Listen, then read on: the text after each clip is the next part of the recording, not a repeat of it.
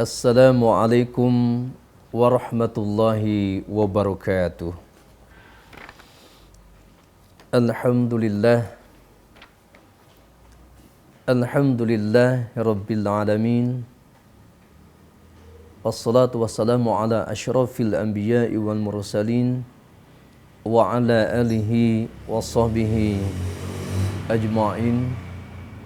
Amma ba'du. Faqad qala Allah Ta'ala fil Qur'anil Karim. A'udzu billahi minasy syaithanir rajim.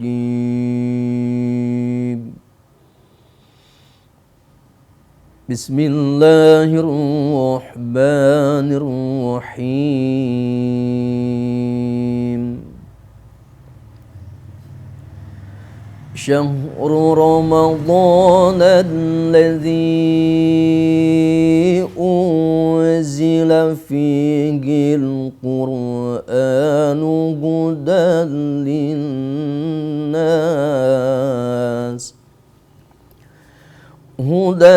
linnas wa bayyinatin minal huda wal furqan.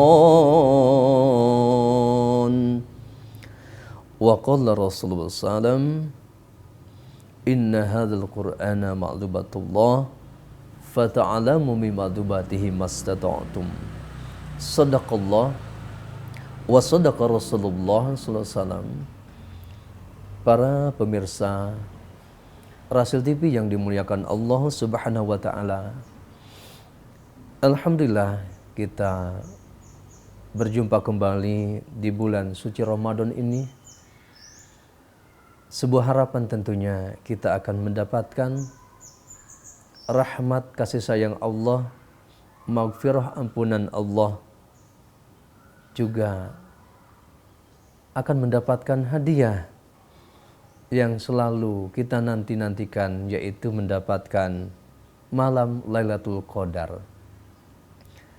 Untuk mendapatkan itu semua tentunya perlu sebuah perjuangan, perlu sebuah pengorbanan, terutama yang berkaitan erat dengan kitab suci Al-Quran, di mana kita berupaya satu sisi agar kita mampu membaca, memperbanyak membaca Quran di bulan Ramadan ini khususnya. Karena pahala di bulan Ramadan, semua ibadah dilipat gandakan, terutama membaca Quran. Bisa bayangkan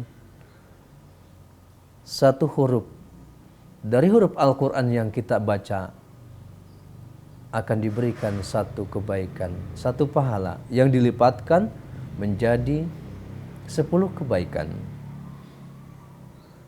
Di dalam hadis Rasul SAW bersabda yang diriwayatkan oleh Imam At-Tirmidzi, man qara'a harfan min kitabillahi falahu hasanatun wal hasanatu bi asyri amsalha la aqulu alif lam harfun walakin alifun harfun wa lamun harfun wa mimun harfun.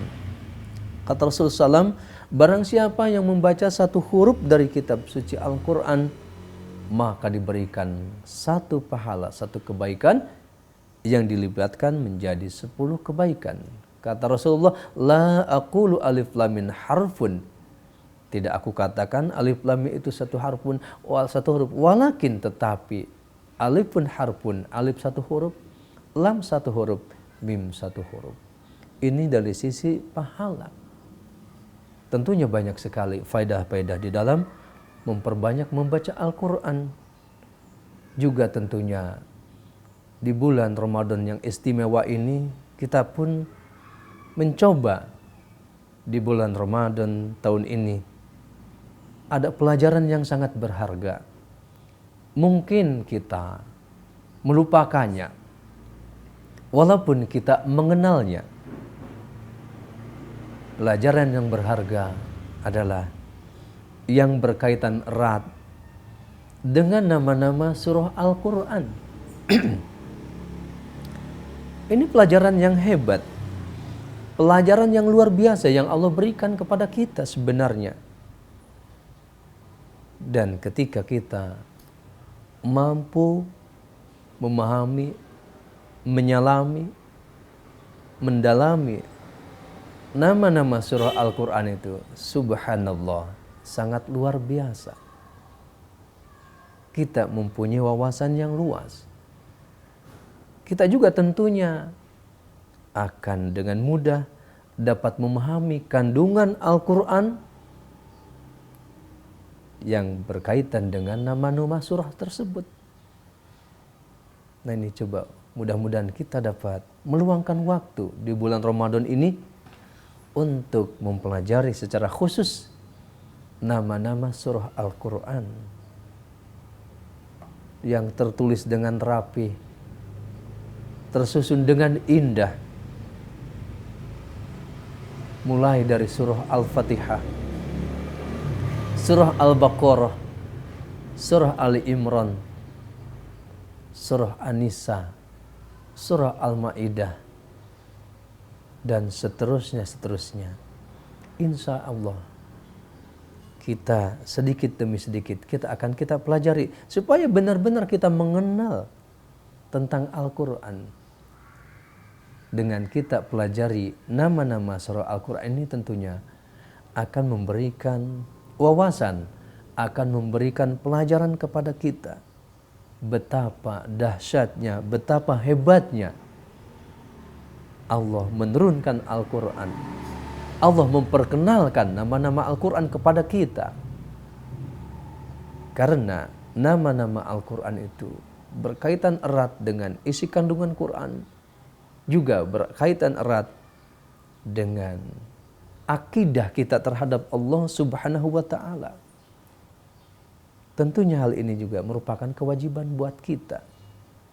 Tadi bahwa kita yang mengaku sebagai umat Islam, sebagai orang yang beriman, sebagai orang yang bertakwa, maka punya beberapa kewajiban kita terhadap Al-Quran. Pertama adalah kewajiban kita wajib untuk mempelajari tata cara membaca Al-Quran.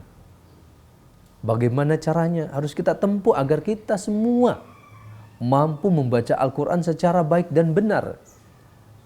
Yang kita harapkan tentunya sesuai dengan yang diajarkan oleh Nabi Muhammad SAW. Nah ini pun perlu perjuangan, ya. Perlu pengorbanan, perlu meluangkan waktu untuk mempelajari bacaan Quran. Ini adalah sebuah terobosan buat kita, sebuah perjuangan buat kita. Karena pada umumnya, ya, secara mayoritas, kalau kita lihat, ya, kalau kita tengok di beberapa pengajian, untuk pengajian Quran ini memang sedikit sangat memprihatinkan dalam konteks bahwa pengajian-pengajian Al-Quran sangat minim. Beda dengan pengajian ceramah, pengajian fikih, pengajian-pengajian lainnya. Tetapi ketika kita melihat pengajian Quran, hanya terhitung dengan jari jamaahnya. Padahal di balik itu ada sesuatu yang sangat istimewa, ada sesuatu yang luar biasa. Apa yang luar biasa itu? Bahwa orang-orang yang mampu membaca Al-Quran secara baik dan benar, itu satu sisi mempunyai jaminan khusus. Sebagaimana dijelaskan dalam hadis Nabi Muhammad SAW, Al-mahiru bil Quran ma'asafaratil kiramil bararah. Orang yang mahir di dalam membaca Al-Quran disertai oleh para malaikat yang mulia-mulia, yang baik-baik.